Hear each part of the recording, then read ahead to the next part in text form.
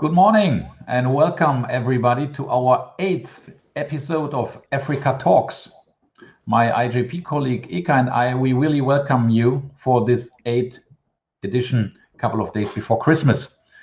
Africa Talks is designed as a digital platform for exchange of African and European topics, exchange of knowledge and ideas between journalists and experts from civil society from both continents. We want to learn, engage, and discuss about what are the impacts and consequences of the COVID-19 pandemic. I'm Marco Vollmar. I'm a member of the board of the International Journalist Programs, and I would like to introduce Ika, my colleague, to you. Good morning. I'm Ika Neumann, the coordinator of the Africa program of the International Journalism Program. I'm excited to hear and learn about the latest developments from our today's guest. Our topic for today, arts and culture. How does COVID-19 affect the sector and living culture? COVID-19 has disrupted daily life, politics and businesses around the world. But especially artists, musicians and other creatives have been hit in a hard way. The creative and cultural industry is one of the economic sectors most affected by COVID-19 due to restrictions on movement of people, goods and non-essential trade. The Organization of Economic and Cooperation Development, OECD, highlights that the crisis has sharply exposed the structural fragility of some actors in the sector. But unexpected challenges also provide room for great inspirations.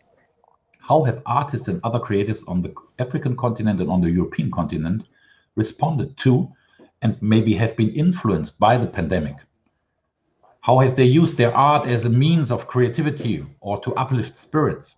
What would be needed to overcome the crisis? This and other questions we want to discuss with our distinguished guests. So today we have Hatitye. Hello, Eddie. Great that you're on the panel. We have Barak. Hi, good morning. Good morning. Good morning. We have Barak Issabu. Hello. Hi, good Barak. morning. Good to have you. Good morning. Yeah, thanks. Good morning. And we have Melissa Perales. Hi, Melissa.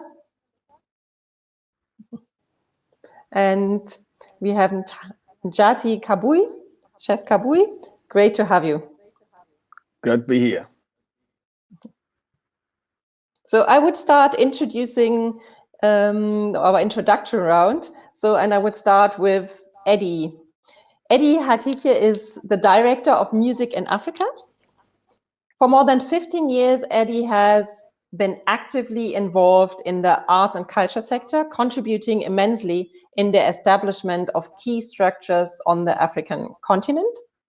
And as an executive director of the Music in Africa Foundation, which is a non-profit Pan-African initiative, which he had it since its inception in 2011. Eddie has traveled across the globe and tried to set up networks and implemented various projects. So before establishing Music in Africa as a full-fledged NGO, Eddie worked for the Goethe Institute as a project manager, and previously he was the head of content and editor of South Africa's leading online music industry portal, Music Industry Online. He's also worked as a reputable music on reputable music-related projects. That's what I wanted to say. Sorry. He's been in South Africa, and he's also been an active music producer and one half of the house music duo Epic Minds, and he has produced records with some of Africa's most talented acts. Welcome. Great to have you, Eddie. Thank you so much. It's a pleasure.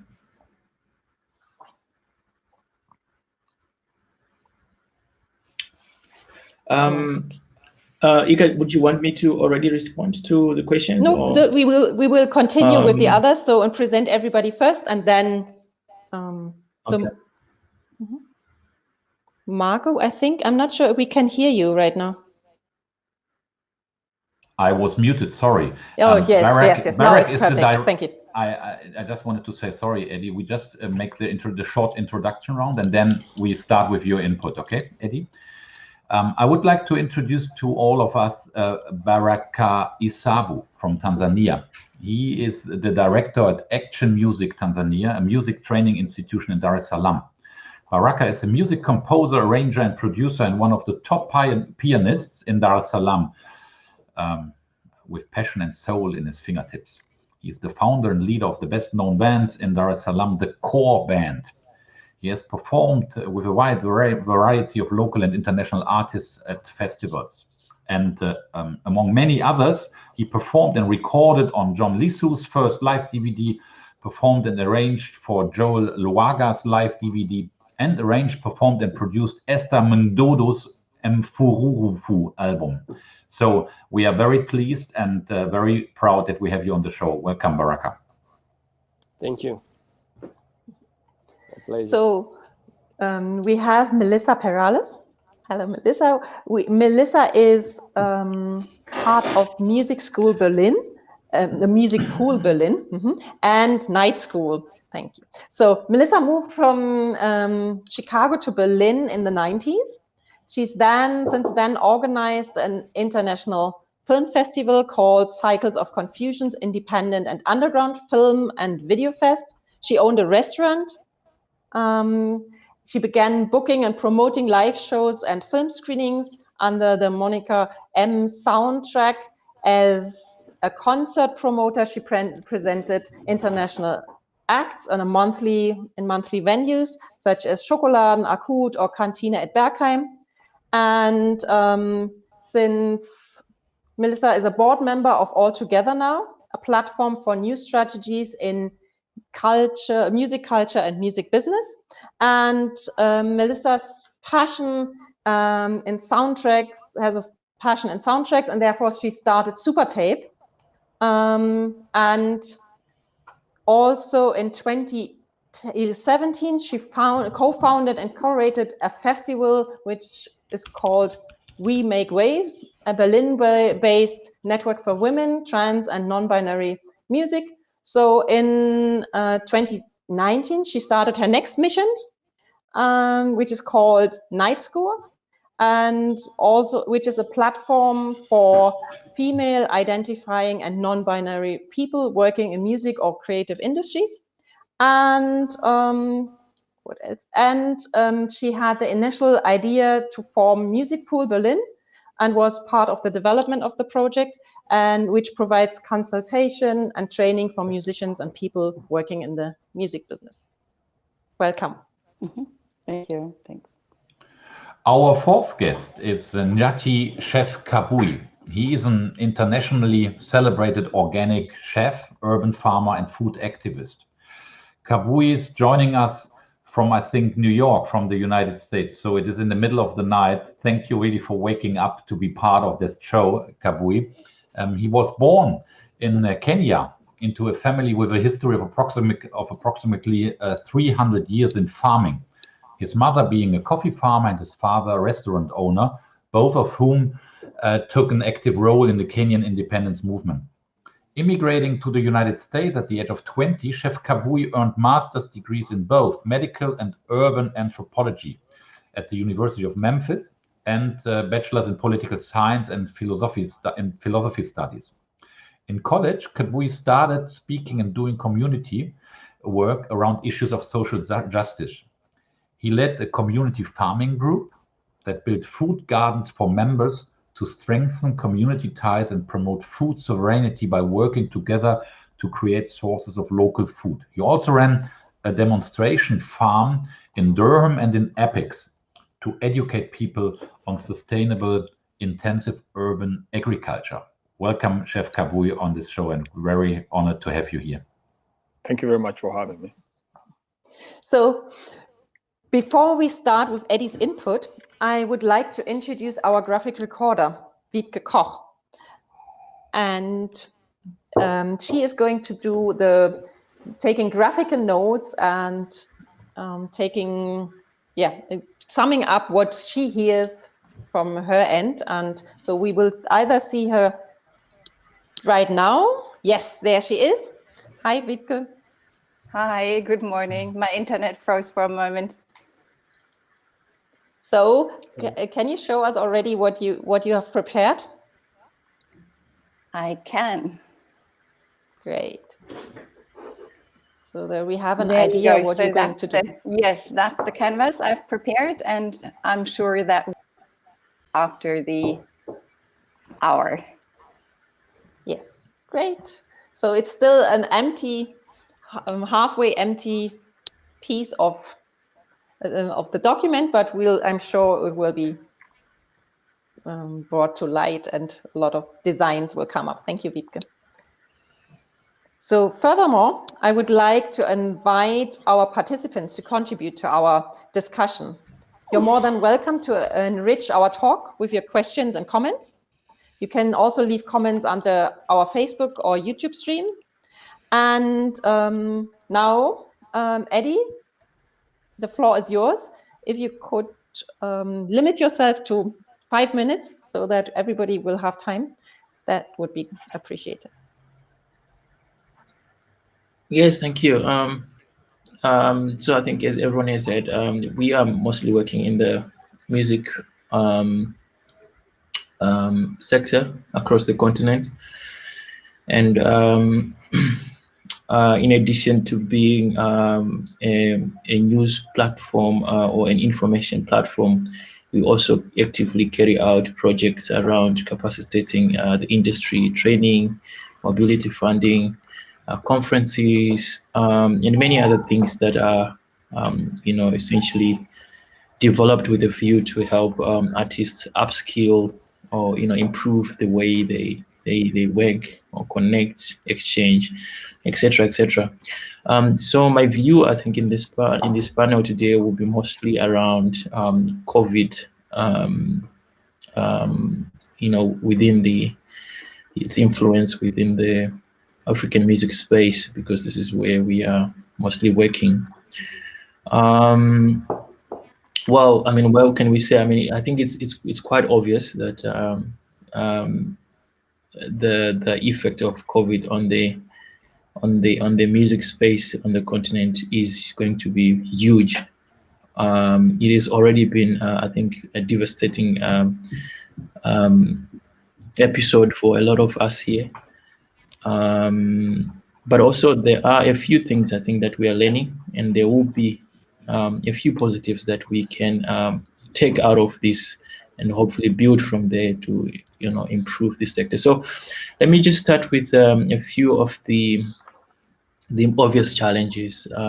Here at the Music in Africa Foundation, what we did in the first month of the COVID really being acknowledged as a pandemic, and Africa taking many governments taking steps to close down the countries in March there around, we wanted to find out what was the immediate financial implications and the impact on the African music space. And of course, this then relates to culture and other things that obviously come with music. And so in a space of 30 days, in April, we got responses from all over Africa. I think we had about 40 countries participating in that survey, and the results were quite disappointing for us. Not that they were not great, but the information was quite, I think, saddening, because what was quite clear was that up to 85% of the respondents were already saying that they have lost massive income.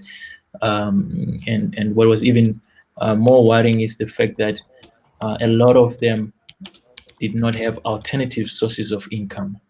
And now when you look at the life of an average musician, these are people who are earning, research that we've done before points to the fact that an average musician earns less than $100 per month. We're talking about the musician who is playing a guitar, who is a solo artist. Of course, there are different tiers in the industry, but before COVID, although the industry, the sector on the continent has always been prolific and produced a lot of, cultural goods, artists were already struggling to make a living out of their music. So you can imagine the impact that COVID now has on a lot of musicians. Here recently in South Africa, there is a study that actually says, more than half of South Africa's creative force could change professions for good because of COVID. And this is quite true and quite obvious. Events are shut down. Musicians are not able to do live performances. And the consumers of music on the continent, who have generally been, I think, not as flexible when you compare to other markets in terms of purchasing music. They have more burdens.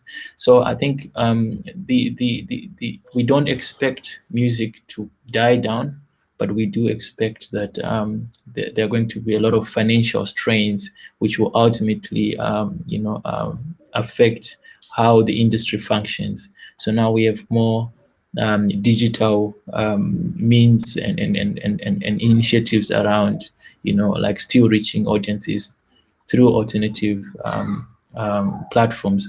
And this is interesting to see.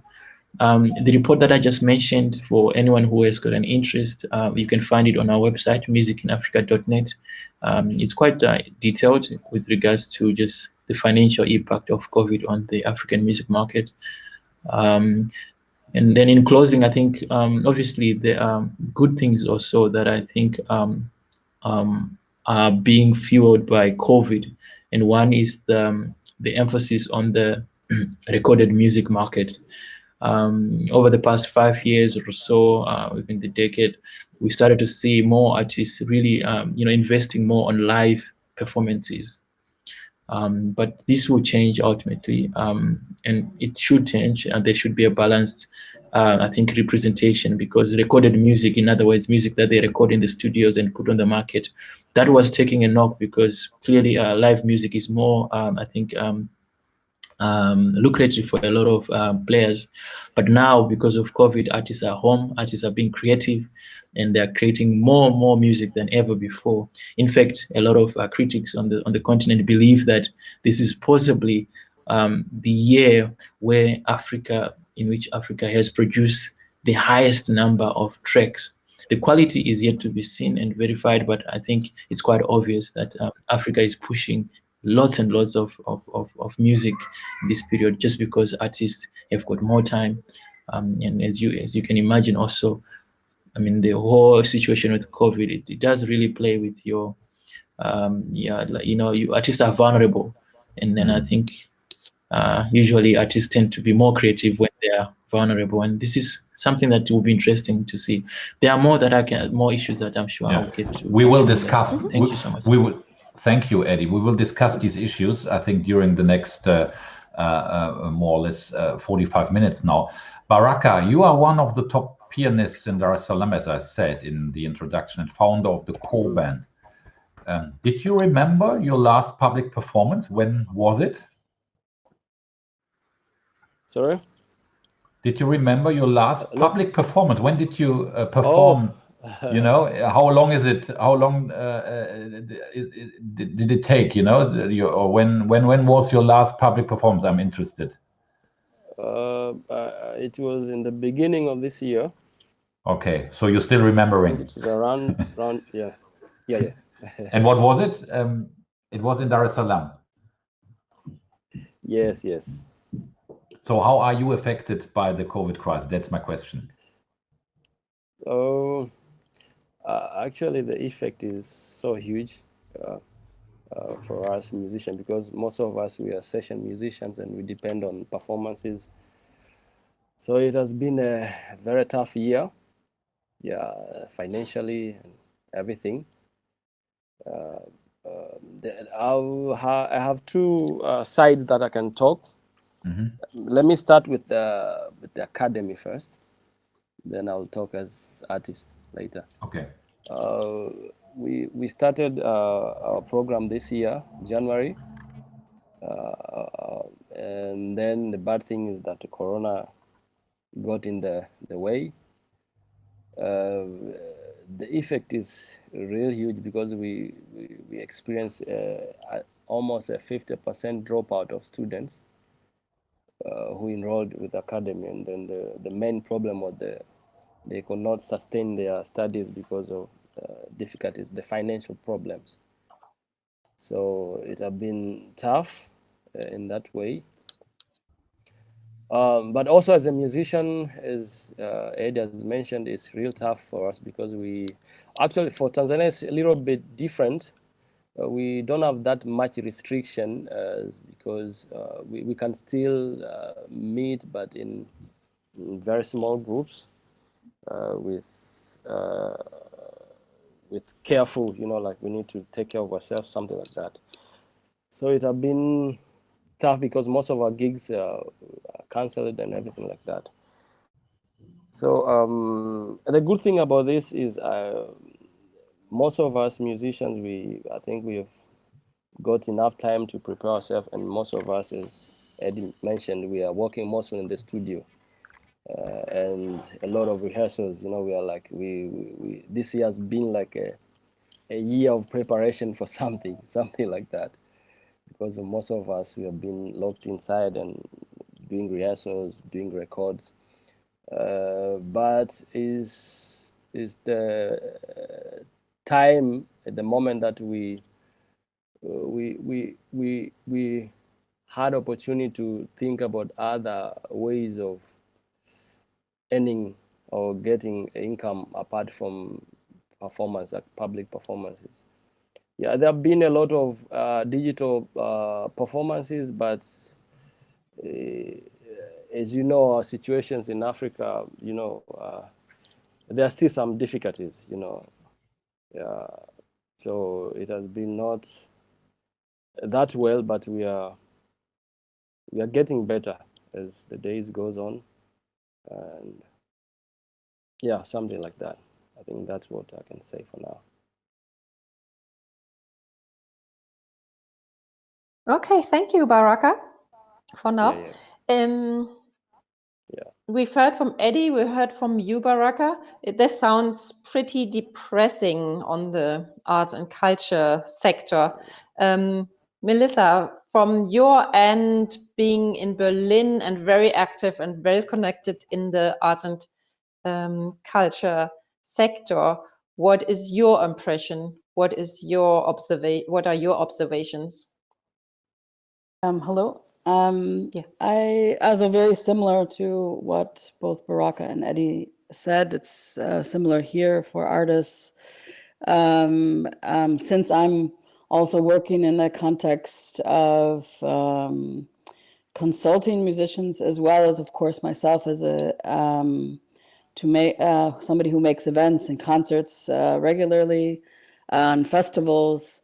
We see definitely across the board. I mean, not only the musicians, but also the whole industry has been hit in a very big way. So every aspect which is attached to the artist. So we have tried to try to through this, since the pandemic, try to figure out how to kind of work with each other and to bring everything together. I say that my jobs, both as a consultant with Music Pool, which is like a weekly, I talk with artists weekly. I make appointments with them. They talk to me mostly about their concerns as artists, but a lot of it is also a little bit like therapy as well right now, because we have a lot of conversations, which of course get to what's happening with them as people.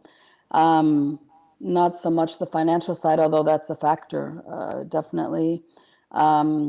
But a lot of it is about how they are as people, as artists, and their concerns in general, what to do, not only now, but in the future, which I think is a good question anyway, with all the different aspects, as well as myself as an event person, to rethink how I would like to live, react, work after this process is over with. I think it's like, because of my many hats, I've seen many different aspects of the business, also through the festival this year that I ran. There's with all the cancellations, to alternatively see how we can support the artists through, especially if we have, in Germany, we're very lucky to have public funding. And this was one way that we could support the artists. As well as my other projects where it's more about activism and supporting female identifying trans and non-binary artists. There we also used our public funding to help people just maybe survive a little bit, and also give them a platform of which to speak with each other, to share what's going on. So we have on my Instagram, I asked a lot of artists to write in, talk about what we're going through, any tips that they could share with each other. Just, I think, this kind of community spirit to keep alive, and to let people know they're not alone sitting there at their houses or in their studios or wherever they're presently at. So a lot of mine has been a lot about helping them, the artists, with a mixed bag of what I'm normally doing, but I think I see a change in general within the music business, and also the music, the artists, and living in Berlin, towards a more humane way, maybe, of going about each other, because of everyone's kind of in the same boat. So whether you are some industry, a lot of me, or someone who didn't, you kind of are starting to understand each other possibly more in this situation, and think about what we want to do in the future. So I think a lot of that's, I would say, the positive aspects which I got out of it are this, that we could stop for a moment to think about like what we were doing, what was actually good, what was not working, or anything, because artists are living precariously since the beginning of time. That's not a question that has not changed. But it's about, how is this fair? What is fair? How is distribution going? Do we have to have everything set to be on a commercial sense? So there's many aspects, I think, which we can ask ourselves as makers, as creators, and also fans or consumers. Right now, what's going on, which we can kind of come to the table differently, maybe after this is over, I hope. This is kind of, a thing that I'm working towards for myself and for the communities that I work with, and try to see what we can do to make it maybe possibly better afterwards.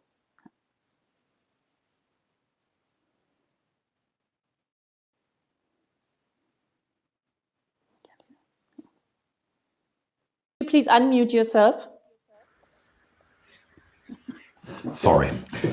Thank you very much, Melissa, and thank you, Eka, for that information. Now we come to Chef Kabui. From your perspective as a chief and food creative, what is your opinion on the impact of the pandemic? Do you want me to speak about Africa in general, or in the US? And your special situation. Okay, say that again.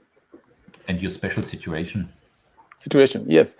Oh, yes. I work mainly in the area of activism, and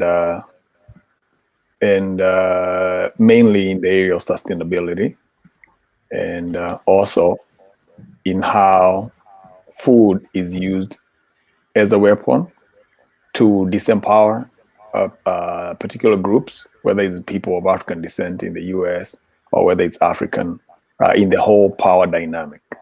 The COVID-19 has been extremely revealing for those, at least for the particular kind of work that I've done, because these are some of the issues we've been talking about for a long time.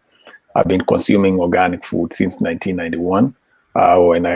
That's about 2 years since I came to this country. It was very, very clear to me when I first landed in the US that the food was definitely not healthy, even to a young 20-year-old. So digging or trying to understand that largely prepared me for things such as this. I wanted to be active in Kenya. I wanted to promote, more awareness, or what I call food literacy, so that more people can understand how the food system works globally. So myself, I've had to shift most of my focus because majority of the work was canceled. I work primarily with the large institutions, nonprofits, putting on events at farms or different special spaces that I can use as a platform, my message. And majority of that work obviously has been canceled. But I've had some good news because the cut down in a lot of travel and just work that's involved in the primary work that I do meant that I've had enough time to concentrate on building a full literacy center in Kenya. So during the COVID, we were able to dig a pond in a place called Naivasha, which is land that was my family's land that I got a portion of, and the idea is to build a food academy, sort of a food academy there. But I call it Food Literacy Center, or Food Literacy and Sustainability Center, because the main focus is creating broader awareness for the community and connected with some of the positive aspects that I've been able to achieve during my stay in the United States for the last 3 decades, and as well as other places. So the idea is to build a library, a kitchen, a facility where people can come and stay, some residency, and a demonstration farm that can have some of the most exotic types of foods that I've come across here in the South. And it's a combination of a South-South best practices or best flavors, because I'm combining some African flavors and flavors that I've largely learned from the American South and also in Kenya. So that's the facility. We were able to dig a pond. We were able to build some a cow shed, goat shed, and we are rebuilding my dad's old house. And and so we were able to do quite a bit. So that showed a lot of that came as a result of a lot of support from some of the people we've had to work with. So that has been positive in that side, on that part, on my end. Obviously, it's been some challenge, but I guess for me, I choose to not to ignore, because some of the previous speakers have talked very well about the issues that most people are facing. There's limited income. But I probably can think, talking to people in Germany, thinking about the Hegelian dialectics of dialectical materialism. So you have some problems that led to these issues that brought about the rise of the problem that we have. We were living unsustainably, and people are living beyond our means. That's the whole illusion of capitalism. And people are alienated from their own people or from the things that are most important to them. And that means that we are going to experience severe shocks whenever something doesn't go right, which was probably for most people in my world was about to happen, because you can keep living unsustainably and eventually not face some of these issues. So what is the reaction? Then the reaction is to figure out how we can adjust and we can test some of the mechanism that we have in place to deal with some of the issues. So it has brought to bear, it's been a boon because it's brought to bear some of the things that we've been talking about. And we are glad to be learning more, and people are being forced to think outside the box. And I think those who are going to come out of this will come out of this better than any other time. We're being forced to change, as I am. And that's what I can say for right now. Mm-hmm. Thank you, Chef Kabui. We have, for me, I was thinking, people always look up to creative people, what are they doing in terms of crisis? What is their move forward? So also in terms of not being into crisis, but on the normal, let's say, a lot of people look up to what are their artists doing, what is the musician composing, what are they talking about, what are the painters, the producers, what are the creative people are doing, also the chefs, what is their approach, what is going to move us forward. So my question is, since this is now a very challenging time and it seems the creative industry itself is very much affected, how are you going to being so affected, how can you still contribute to bringing back life to all of us? Would somebody have an answer on this one, or would want to answer on that one? I can take it if I don't mind taking it. Yes. I can say as a chef, especially as a chef of African descent, and somebody who has had a great privilege of living in both worlds. Yeah, sometimes I make fun and say I'm the true African American because I have African culture. I'm African both culturally and obviously genealogically, and I'm also American. I've been living here for 3 decades. So what I can say is that the chef world was due for a change.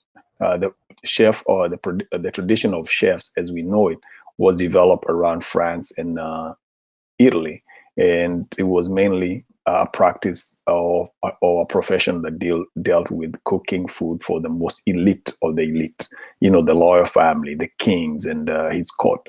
And the kind of food they cooked was really unhealthy food. That's why we have a lot of kings who are overweight and were suffering from diabetes, high blood pressure, and gout.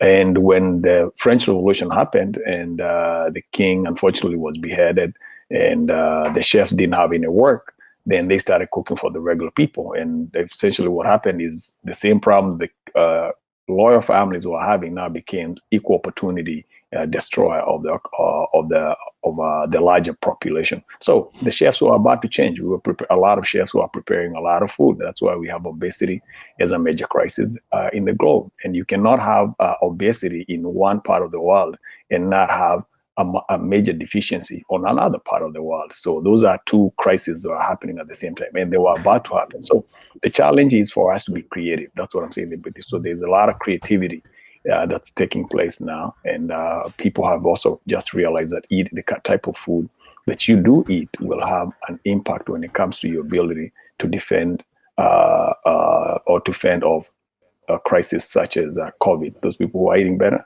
survive slightly better or recover slightly better. So yeah, this creative space, people are offering classes, and food is really underappreciated, underdeveloped.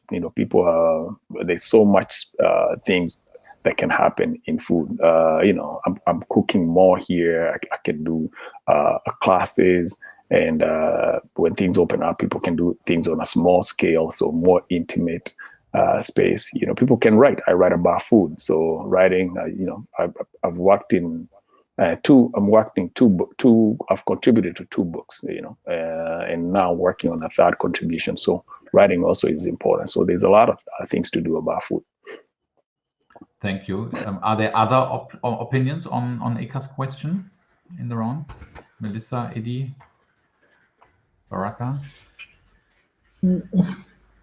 Well, I think the question is one that I've heard in many platforms like this. How can artists still continue to contribute or to continue to create the cultural goods in this context, in this new normal? I think one thing that is important, especially in African terms, is that perhaps artists are actually not creating goods and they see it as a contribution. I think there's a long history of just artists or Africans being creative and music being a very central part of what we do here. So we joke a lot about how in Africa we sing when we are sad at funerals. we sing when we are happy. And at this point, we are not so happy, but the music continues. I think what changes is that the resources and the dynamics of those production systems that we're used to are changing because of the various constraints that are now coming thanks to COVID.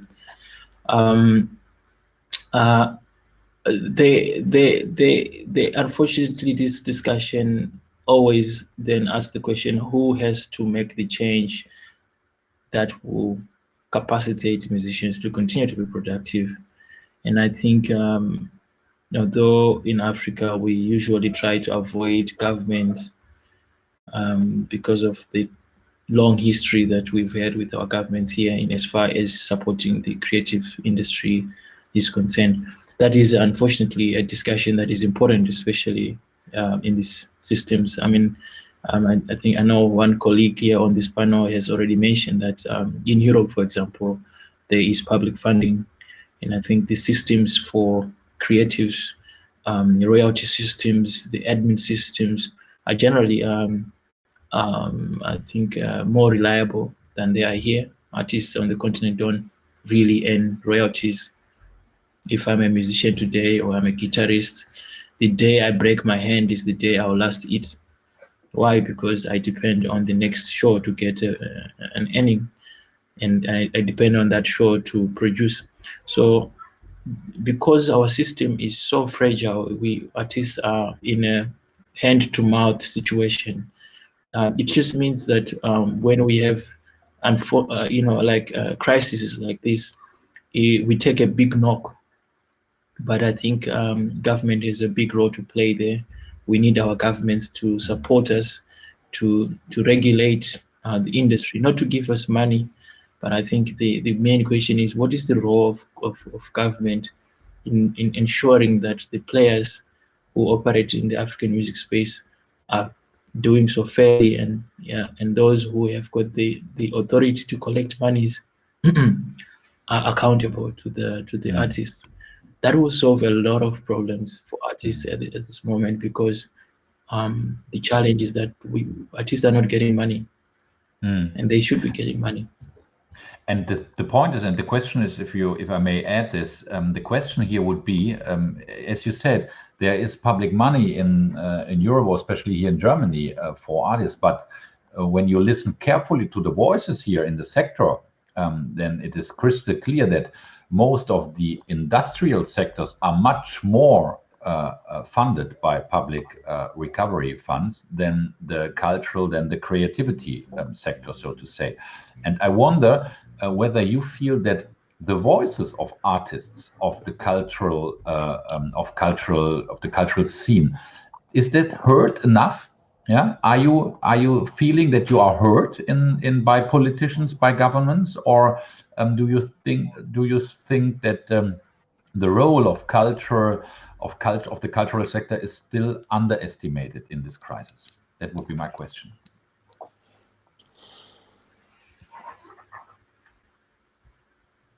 Whom? I'll leave it to the other colleagues. I think this. Yeah.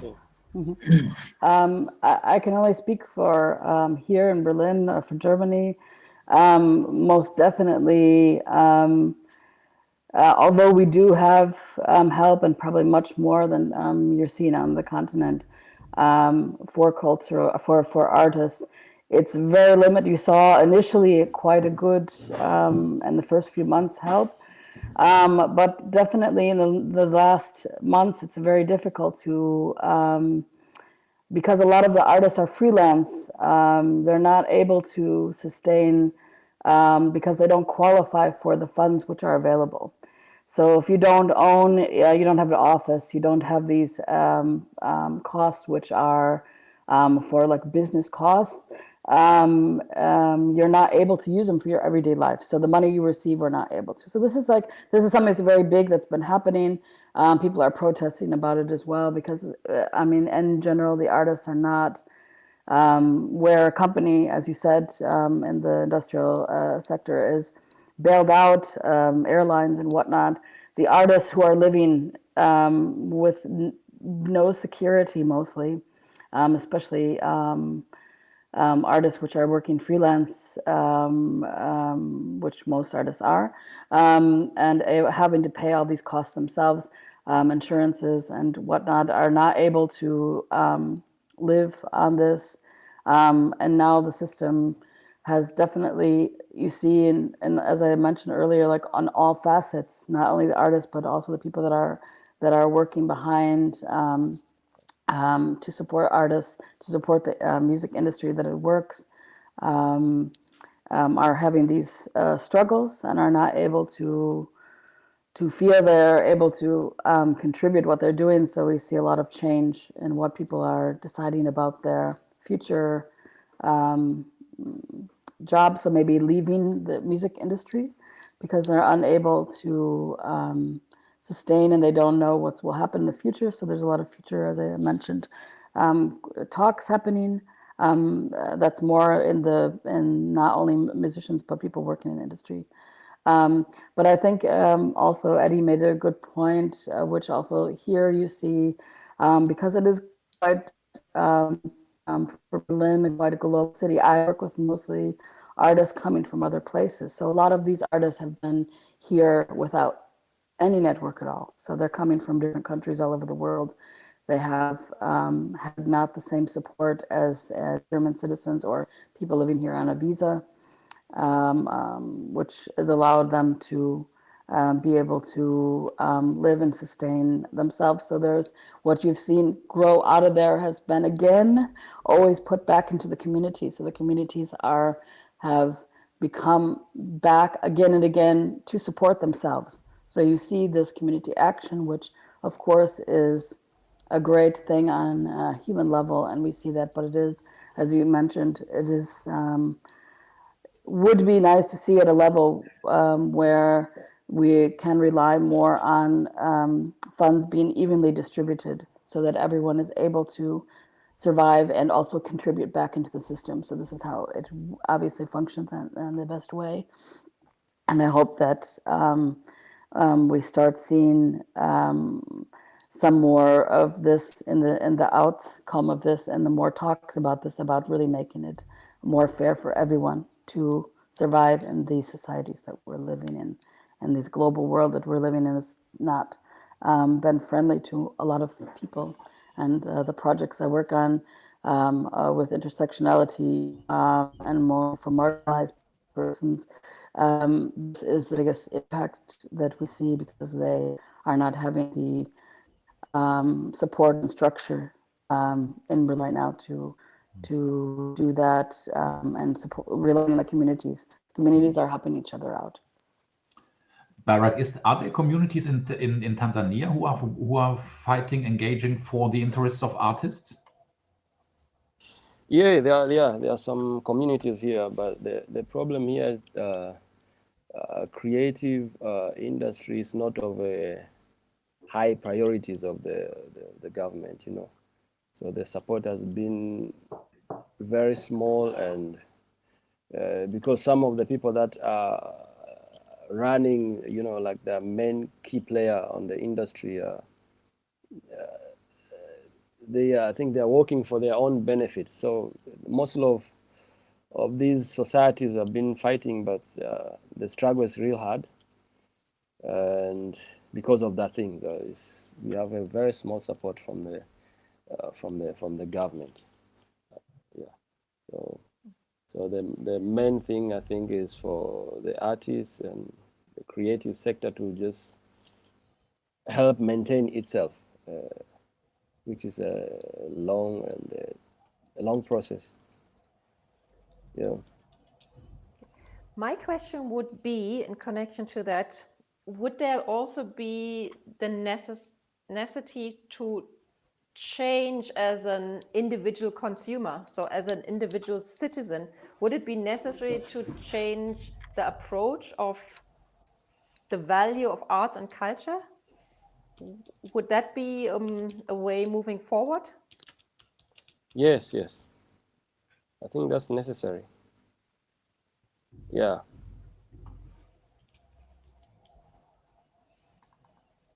So, because from other talks, I remember we were talking in one of our last weeks ago some episode about women and gender, for example. So the women also being vulnerable and being affected by the changes and the effects of COVID-19 and lockdowns. They were strongly advocating towards trying to find new ways within the communities. And yes, of course, putting governments under pressure to provide funds and agenda, but also to self-empower the communities a little more. Would that also be something which you may be already working on or would be looking at? As I said, I'm doing that in my work with Night School. This is our whole purpose, is basically doing this community work. We feel giving the platform. We are supporting. Since artists are not allowed to perform right now, we are giving them the allowance to give them some funding, that we have some money to perform something as if they were playing a real concert, and not just asking them to do something for nothing, just because to keep their representation. It's like we're showing that representation, and we are helping support them financially, but also giving them a voice. We have allowing them to speak to each other, to talk to each other, creating any sort of events or digital ideas or inspirations which we can give to each other. And I think this is a very key part which has helped many people that I work with, as well as myself, through this, as you spoke as of the gender and women being having a very heavy burden in this, because I'm a mother. I work with 3-4 jobs at a time, and I have now school children at home that I have to take care of.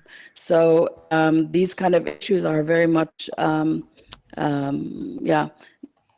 seen as something that's coming from the community so much that nobody else really can help us out. But this, as I said, is a role which many people find themselves in right now. I do believe that people have more awareness for this, which maybe is something that comes out of it, which is good, that they understand what role that everyone in the cultural, the artists are playing, that the women are playing, that the marginalized persons are playing in society and contributing to, and need to be therefore also supported with infrastructure and financially, I hope. Thank you. Chef Kabui, I have a question. Would you think, we were also speaking on previous talks about digitalization, sorry. Would you think digitalization is bringing us forward, supporting us in this, or what else do we need to, is there something else, some other qualities needed to bring the creative, or maybe your creativity as a chef and community activist further? Yeah, I think digitalization is the biggest thing that can happen, because as I said, if I had to attend to this event in person, I would have had to travel. That's not good for the environment. It's not good for our time. It's not a smart way of using resources that are available. So digitalization is definitely one of the things that I believe conceptually will be here with us for a long time. But that will not take away the need for people to do things face to face. So there's more opportunity to do things more locally. So I'm being more involved in my local community because every time I have to do a gig outside of my community, here where I live locally, then that means I miss an opportunity to connect with the community. That's one. But also offers me the possibility, the same digitalization that allows me to do less travel, still allows me to do more work even outside. You just gave the example of this forum where I'm attending at 4 o'clock in the morning. 5 o'clock in the morning, my time. And the work that I'm doing in Kenya, I'm able to do that because of digitalization. You know, I can get on various apps. I can see the project that's going on without necessarily being there. I can make choices. It allows me to make choices that otherwise I couldn't just make without the help of technology. So yeah, digitalization is going to play a big role in the way we think about the future. Mm-hmm. As we are almost at the end of this talk, I would like to ask you, to ask every one of you in this on this panel, at the end, a personal question. What is your personal wish for next year, as we are more or less at the end of this year? What is your personal outlook and your personal wish for next year? Yeah, my wish is that this pandemic should like be done and get over with it, and then go back to the normal life. But also, it has changed our life for good, because things won't be the same again. I was about to speak about something. Anyway, there is. Let me talk a little bit about digitalization and the musician. I will talk about my environment here. Most of artists and musicians, they are people who are like.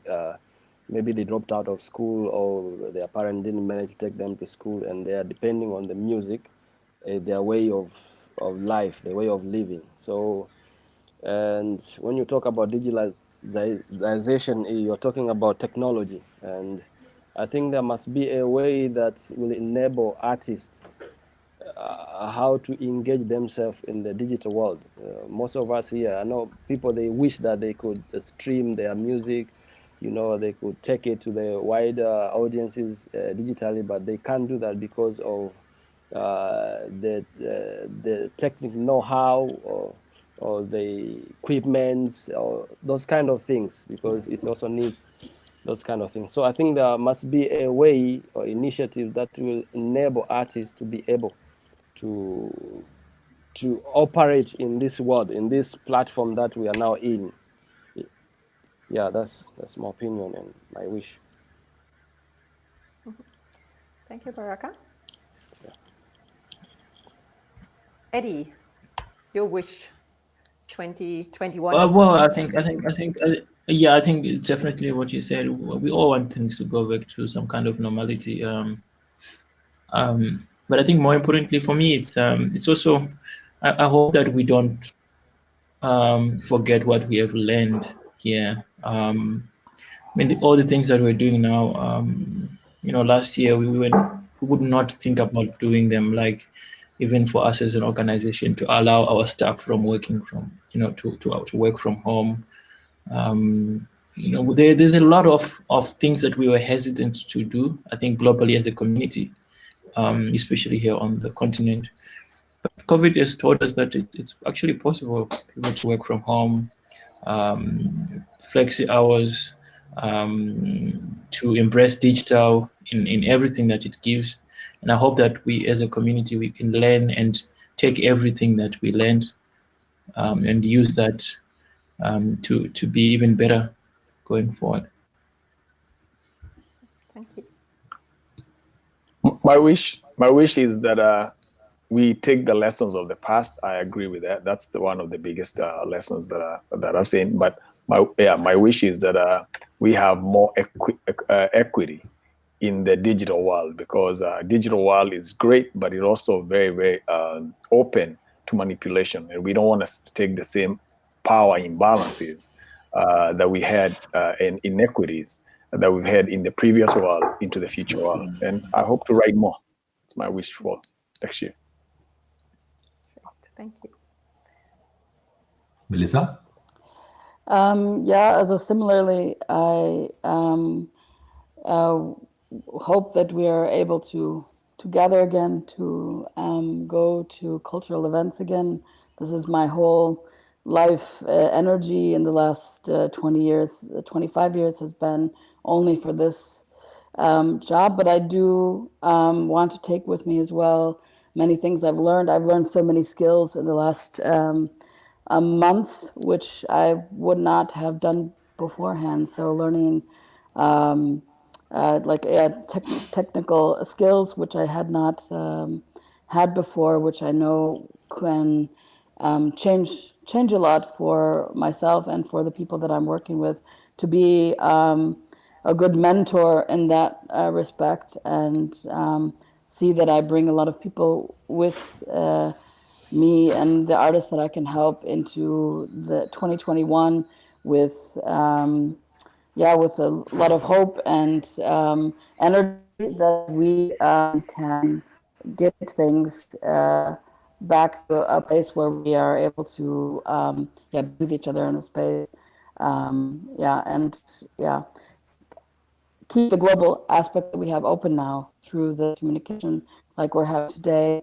We can learn so much from each other, and I think to able to listen to each other's stories is very important for the world to be connected again, which I think we lost this in the last years. And I feel like this is something I win every day when I'm able to participate in things like this, or to talk with other artists across the world, which before would felt so local and so bound to the markets or the place I'm in. And I feel this is a really advantage we should take to heart. Yeah. Thank you. Thank you. And we would like to have a very quick glimpse at what Wiebke did today. Maybe we can have a look what she did and what some of the things. Wow, yes, something has been happening there. Wow. And Wiebke, maybe just highlight one or two things quickly. So, and maybe you could zoom in so that we can, just see one or two things which you got. One or two things will be very challenging. But, let me have it on the difference, maybe the commonality and the difference between Germany and the African continent. It seems both have been hit quite in a devastating fashion in terms of the effect COVID-19 has on the creative industry. Could you please even zoom though in, Wiebke, so that we see a little bit something of the picture? I am zooming, it doesn't translate. Okay, sorry.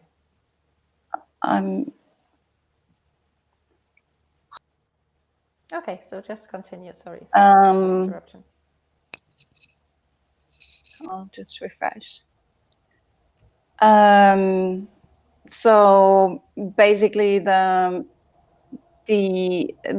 difference is that in Germany there is still some funding, even though not all the public funds are accessible to all the creatives, as I know myself as well.